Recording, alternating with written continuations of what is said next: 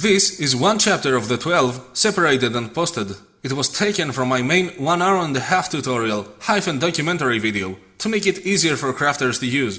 If you don't mind watching the whole thing, then click on the link in the description and the pinned comment. Chapter 3. Bamboo Health. Choosing your materials correctly. Capítulo 3. Salud del bambú. Elegir bien el material. Depending on where you live, you'll have a different source for obtaining bamboo. I want this video to be international knowledge, but it's still United States based. As a general rule, these stakes can be found in gardening shops. They are used as support for plants, especially for tomatoes. For those in the States, your quickest way to get them is in Walmart, gardening aisle section. You can also visit the Home Depot. Their bamboo is good too. Sometimes you can find them painted reddish as decorative items in shops. You can also find them online, but it's better if you can be there and check each piece by yourself. It's a cheap material, and in case of emergency, they can be found in gardens. House yards are easily searched and accessed, so you would know where to scavenge. Of course, only in emergency cases. Don't go around plucking people's stakes.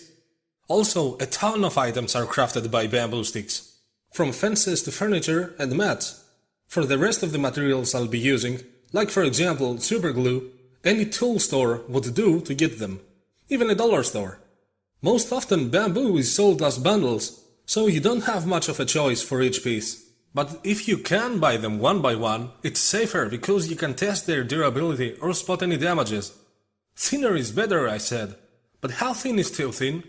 In my experience, I ended up using 3 thicknesses. I'm using a generic pen as my measurement. I prefer practical measurements because you can use them anywhere with no need for measuring tools.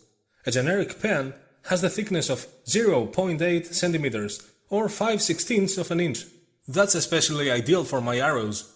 The thickest I would use is twice that size, and the most thin would be half the size of the pen. In practical maths, I'm using the tip of my pinky finger. For me, it is the size of the thickest bamboo I would use. It's exactly as wide as 2 pens placed side by side. I would begin by sorting out the bamboo bundle into these 3 sizes. If they are long enough, too thin and too thick on each side, then you might extract all 3 sizes from them. Now let's talk about the health of each stick. We have already done the bending test at the shop, but if it came as a bundle, then we should do that now. I'm bending each rod, piece by piece, on its entire length. You need to feel a consistent strength throughout the length, and you need to see that the shape recovers fast as you let go. Weak spots bend too easily, and they don't return to their original straight shape. Or even if they do, they are slow because they have no strength. I'm breaking off their weak spots and I'm saving the 2 halves separately. If you aim to use a stake for arrows, then I suggest using the most straight ones. For the very least, those that both ends are aligned. For the bow it doesn't matter, and you will see why as we go. The nodes need to be solid. The ideal is to find them smooth without any breaks. But even if they have fibers exposed, it's okay as long as it doesn't make them thinner than the rest of the shaft. Bend test them too if you're unsure. It's better if one stake breaks and is lost, rather than allowing it into your bow and ending up breaking the entire thing.